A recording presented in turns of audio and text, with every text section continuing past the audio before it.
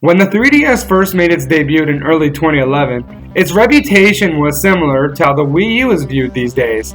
It was considered abysmal. However, once 2013 came, that is when this handheld hit its stride due to its vast majority of titles. And here are my top 5 favorite Nintendo 3DS games.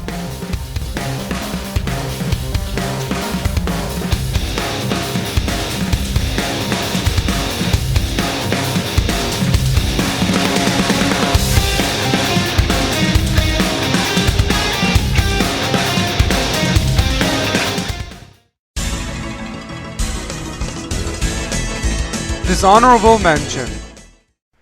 A dishonorable mention is an entry which I wish to talk about that sticks out in a bad way. Let's see what it is this time. Even though I said the 3DS was abysmal before early 2013, I will admit I was one of those suckers that got the system at launch. Damn you, Nintendo! I didn't want the Ambassador program! I wanted the $80 discount! Anyway, the reason why I got the 3DS at launch was because there was a game announced prior, a game from my favorite series that I was incredibly excited for, which ended up not just disappointing me, but it became one of the worst games I have ever played. That game is Paper Mario Sticker Star! I could go on and on, listing some of the complaints with Paper Mario Sticker Star, like it has no story, no partners, and has atrocious battle mechanics. However, my main issue with the game is its distinct lack of atmosphere and charm. I mean, sure you have a few colorful characters and moments of funny dialogue, but it's all really few and far between. And when you take away a unique atmosphere from a game, all you're really left with is a boring, dull, and forgettable experience. And that's pretty much what Paper Mario Sticker Star is to me, with atrocious battle mechanics. Number 5. The role of story in video games has always been a loose one. Some games mostly focus on gameplay, but lately there has been a rise of games that take priority in narrative and visuals, leaving many divided. The question for the ages is, should games focus mostly on what makes them fun and interesting, or should they take a more deeper and cinematic approach? My stance on this topic might seem a bit confusing and a bit of a cop-out, but my wholehearted belief is that there should be a mix. If we go back to the topic on memorable experiences, my belief is that story is often the thing that makes an experience memorable for me. But if there's too much story and not enough gameplay, I often find myself getting bored with being unable to take control of my character already. Kid Icarus Uprising shows if you get the balance just right, you can turn a game from decent to fantastic. Uprising's gameplay is far from perfect. The flight segments is just a generic on-rail shooter, and the land segments is just a generic, well, third-person shooter. And the controls. Don't get me started on the controls. The hand cramps! So much hand cramping! Nonetheless, the story is what salvages this game, with its memorable characters and interesting plot. And the dialogue. Oh my god, the dialogue. Seriously, just take a listen. Hades. Hades. Hades! Hades! Kid Icarus Uprising is littered with quips, humorous exchanges, and multiple instances where you can clearly tell that the characters have no idea what the fourth wall is. Yeah, but this place is so huge! We even had a loading screen back there! They're going to hear you! You're supposed to talk about that! This type of flavorful dialogue is littered throughout the whole game, creating such a wondrous experience. While you are constantly beating up various kinds of enemies, you hear these characters repeatedly making jokes that is guaranteed to crack you up. This element is what prevents the game from being incredibly generic, and a prime example of how a story can easily enhance a game. And while most story-driven games, especially in the West, tend to focus on portraying a darker tone, Uprising manages to have a narrative that is lighthearted and fun, similar to what you'd see in a Marvel movie. Now, if only it didn't have such a problematic control scheme, then this game would be even better. Seriously, Nintendo? Why haven't you brought this game to the Wii U already? Number 4. Fire Emblem Awakening is widely considered one of the best games on the 3DS, if not the best. I personally think this game is slightly overrated, but that doesn't mean it deserves to not be on this list. There's no denying this game's value. There are a lot of things about this game that lead it to be so highly beloved. The support conversations flesh the characters out. making it so you will become even more attached to them in battle. If a member dies, you do not just lose a unit, but you feel like you've actually lost someone in battle. My personal favorite part of the game is the fact that you can pretty much marry off any male unit to any female unit. And it does not just stop there. You can even have the married couple have a kid for you to use in battle. Yes, that's right. You can breed, I repeat, breed, your units to create even more units. And that's not just a cool concept, but intelligent systems really went all out in the execution. Who you marry determines what stats your children have, which encourages the player to mix and match various combinations. This therefore increases the replay value of the game, as every time you play through Awakening, your experiences can vastly differ. However, as I said, I just don't really get enjoyment from this game as much as others do. While I do appreciate its mechanics, I just didn't find myself getting much motivation to play the game. My opinion here is kind of opposite to what I had with Kid Icarus Uprising. With that game, I loved some aspects, but I just didn't like others. But with Awakening, I don't really have any qualms with it, I just don't love it. I really wish I had a more of an in-depth opinion on why this is the case. Really, I do, but that doesn't mean I don't appreciate what it's got. Number 3. Remakes are often created as a way to grab the attention of a fan that was once nostalgic for a particular game. At least that's how I view it. When there was a game that I liked playing when I was younger, a recreation of it would make me ecstatic. I know I will once again be able to re-experience the things I loved when I was younger, with better graphics and maybe reworked mechanics. The only problem is, and again this may just be for me, when you're finally able to play the game, it might not be enjoyable as it once was. Perhaps it's because it isn't as good as you might remember, or maybe it's because you don't get the same level of fun out of something you've already played. And that's kind of what I think about Pokemon Alpha Sapphire. So why is this game number 3 on my list? Well, see, that's a bit complicated. Pokemon Emerald remains my favorite main series Pokemon game due to its wondrous region with a variety of set pieces. Yes, I know it's 7.8 too much water, but shut up, it's not that bad, okay? So if a remake is the exact game but with better graphics and updated mechanics, it's by default better, right? Because if we follow that logic, that means Alpha Sapphire is my favorite Pokemon game. In addition to the changes I've already mentioned, Alpha Sapphire manages to flesh the characters out a little bit more, and has a slightly more interesting plot.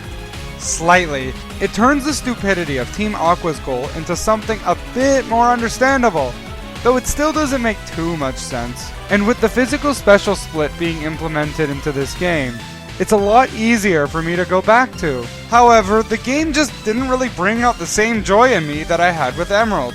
I suspect this is largely due to having played Emerald multiple times, and honestly because Alpha Sapphire was just a bare bones remake. But since it's pretty much Emerald but better, I guess that's why it's on this list.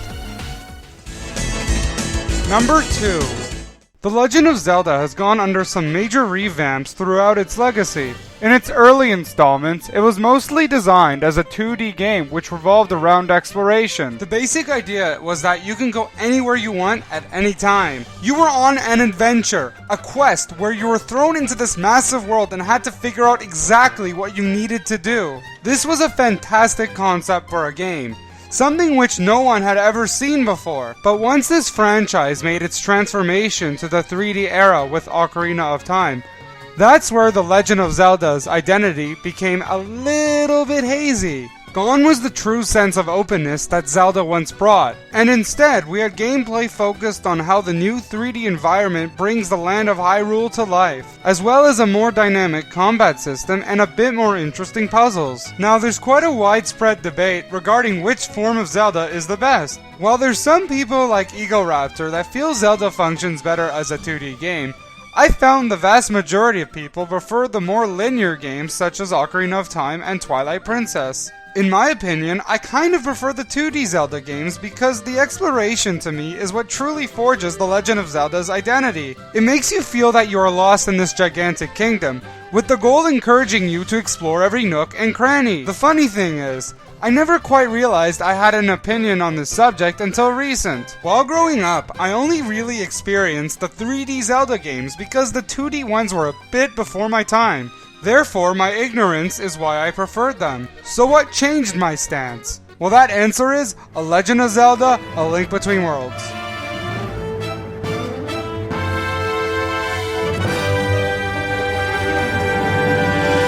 Yeah, that's right. A Link Between Worlds was my first ever 2D Zelda game.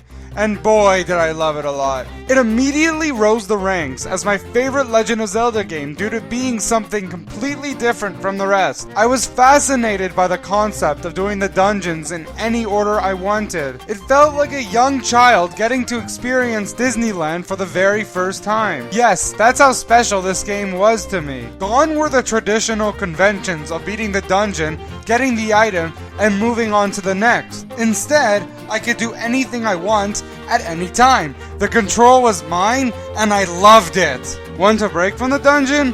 Go collect those weird jellyfish things. But if you want to immediately head to the next one, that would take like 5 minutes. This is much unlike the 3D games, where there's usually a huge segment they would force you to do in order to progress, with some of it being completely needless. Having this freedom of choice was such a blast for me, and it's a bit of a shame that the 3D Legend of Zelda games aren't like this, as they have the potential to be better if they just open up a bit. But I'm pretty sure Zelda Wii U is gonna fix that.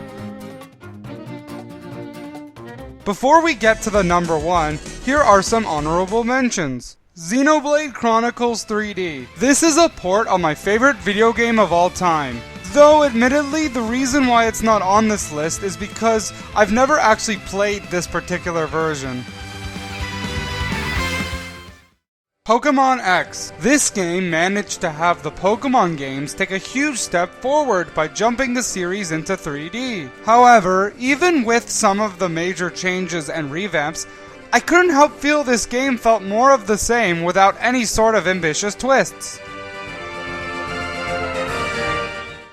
Luigi's Mansion, Dark Moon. I had never played a Luigi's Mansion before, so the puzzle-solving nature of the game fascinated me. Unfortunately, this fascination did not last very long, and I found myself rather fatigued towards the end.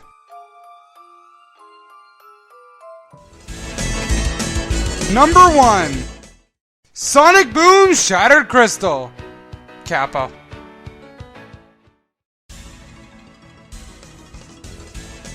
The real number 1. So you may have noticed a theme here, where I talk about a general opinion pertaining to gaming before comparing it to my own. This is especially interesting with the Mario and Luigi series, where I find the common opinion to be pretty consistent. The general consensus is that either Superstar Saga or Bowser's Inside Story is the best, with the latter side being a bit more common in my discoveries, whereas Partners in Time is considered the worst by far. This gets interesting because of the 4th installment of the series, Mario & Luigi Dream Team. I cannot get a good grasp of what people think about this game, as opinions kind of range all over. Some say it's really good, while others say it's one of the weaker Mario & Luigi games. Truth be told though, I don't really hear that much talk about it compared to the other games. This perplexes me though, because personally, I find Dream Team to be the best in the series. Before I get to why I like this game so much, I'm just going to acknowledge a common complaint: the abundance of tutorials. Now, I did find this really annoying as well, but I don't necessarily think it hampers the quality of the game. If you think about it, the tutorials are only really in the beginning, and once that's out of the way, the game is smooth sailing from there. I think what really baffles me about this complaint is every single other Mario and Luigi game has this problem too. Why do people only hate on Dream Team for its tutorials? Now, with that issue addressed, let's get to the good stuff. As I said, people seem to love Bowser's Inside Story the best, something which I don't quite get. Sure, playing as Bowser was fun, but there's no denying the game had some problems. Playing the 2D segments inside Bowser was a bit boring, even duller than a lot of the stuff in Partners in Time. And while I said playing as Bowser was fun, I couldn't help but be disappointed with the lack of a decent amount of boss fights with him. Dream Team, let's face it, is very similar to Bowser's Inside Story, only done a lot better. The 2D segments are back,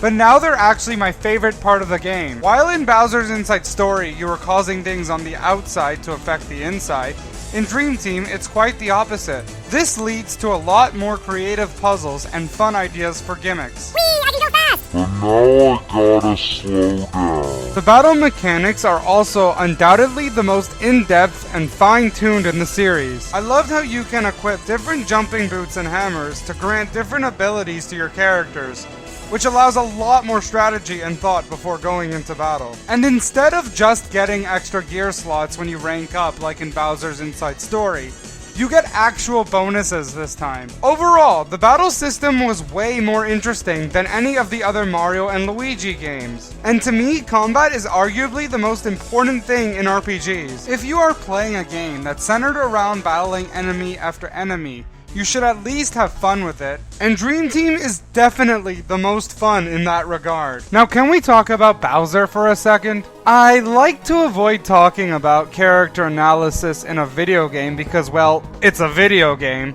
But this game has one of the most ingenious character development for any Nintendo game I've ever seen. The best part is, it's really hard to notice unless you realize it. Anyhow, for the most part in RPGs, Bowser is comic relief. He is the punchline of every joke, the butt monkey if you will. And while people have loved this treatment, and I did too for a bit, it's now gotten kinda old for me. He is the primary antagonist of the Super Mario games, and therefore he should be a threat, not a joke. The only RPG that really managed to take him seriously was Paper Mario Sticker Star by taking away his ability of speech, which was ridiculous, and that did not end well. However, Dream Team managed to simultaneously keep his lovable personality and make him a threat, in a really clever way at that. Warning!